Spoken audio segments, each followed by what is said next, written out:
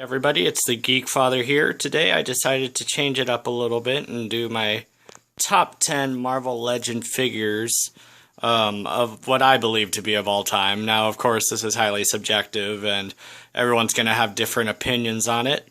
And even while doing this, I have to admit I changed my mind multiple times and even rearranged the order I put these ones in. Yeah, these are the ones on this particular day that I believe to be the top 10 Marvel Legends. So let's go ahead and start with number 10, which is going to be this Silver Surfer. Now, I am a huge Silver Surfer fan. He is one of my top 5 favorite characters of all time. And, you know, even though the silver on this one has kind of faded over time, from the Toy Biz days, I just love this figure.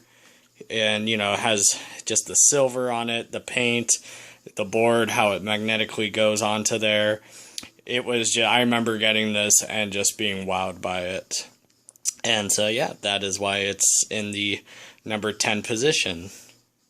My number 9 is going to be the new Black Panther Civil War figure, which I have to admit, I was even surprised he made the list. But, yeah, I got him kind of randomly hearing how good he was, and I just fell in love with this figure. I mean, he has great articulation, great paint, which is something that sometimes suffers from the new Hasbro Marvel Legend figures.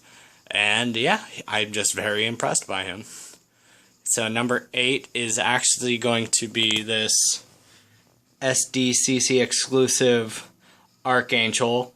Now, the figure itself is good. Not great, but those metal wings, I mean, I'm usually more of an articulation guy than just, getting a figure for the looks of it. But, I mean, just how the wings shine and how metallic they are, it's just amazing. And he is always the center of my X-Men collection. Just a really, really good figure. So, in number 7, we are going to go with the Scarlet Spider. And I absolutely love this character. I am a huge fan of the 90s Scarlet Spider. The Clone Saga, it did go on for too long and had a lot of missteps, namely making him into the real Peter Parker, which I, didn't really agree with. But the character himself, I mean, at a time when Spider-Man was married and I was just a teenager, this was the Spider-Man at the time I was really able to relate to more on that basis.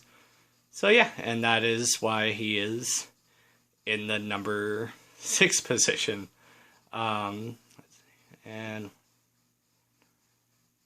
Or 7 position, excuse me. So, and my next one we are going to say is going to be Kraven the Hunter here. Just a really cool figure.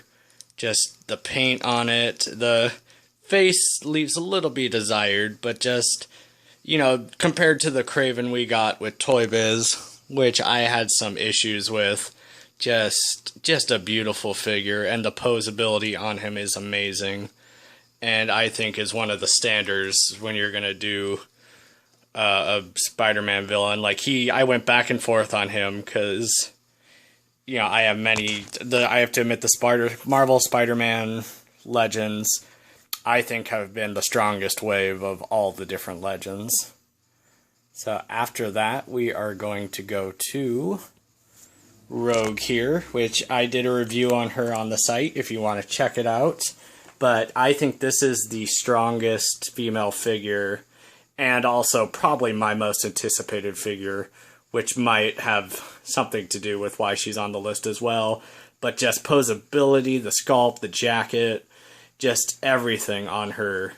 It was, it was one of those cases of hyping up a character and it living up to the hype, which sadly really doesn't happen all that often. Okay, and next we're going to the big guy here, Galactus. Now, I went back and forth on a lot of a different build of figures. I love the Groot, I love the old Apocalypse. I miss characters in this scale that we used to get from the Toy Biz days. But this was the very first one, and so I have to give him the nod, because he showed everything you can do with a figure of that size. And just a beautiful figure.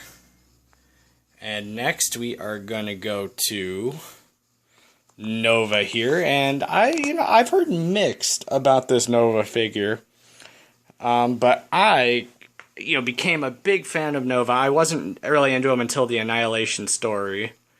But then how he shines on here, the face sculpt, it's definitely kind of like the Archangel, just the shininess, I guess you can say.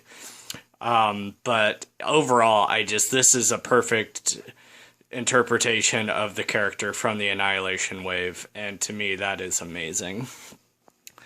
Next is going to be Beast here from the old Legends waves from Hasbro. And when do we see mouth articulation anymore? We never see that. And, I go back and forth on finger and foot articulation, but it works perfectly on this figure. And he has no ab crunch or anything, but he is still the best beast figure that has ever been released by either Hasbro or Toy Biz. And, I could not include him on this list. And my favorite, it has to be, I went back and forth on Pizza Spider and, of course, the old McFarlane Spider-Man.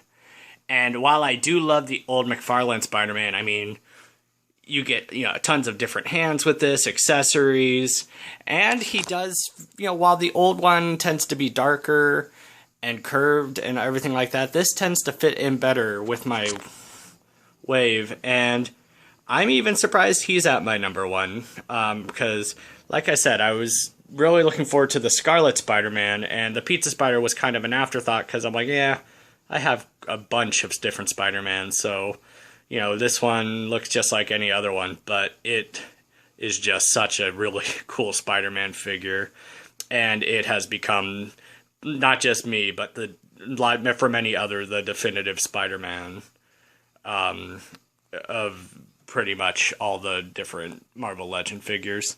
So yeah, that's my top 10. Like I said, this could change on a, weekly, even daily, even, like I said at the beginning of this video, just going through them, an hourly or a rate. But these right here, I believe to be the best. And yeah, let me know what you think. Leave a like if you like this video.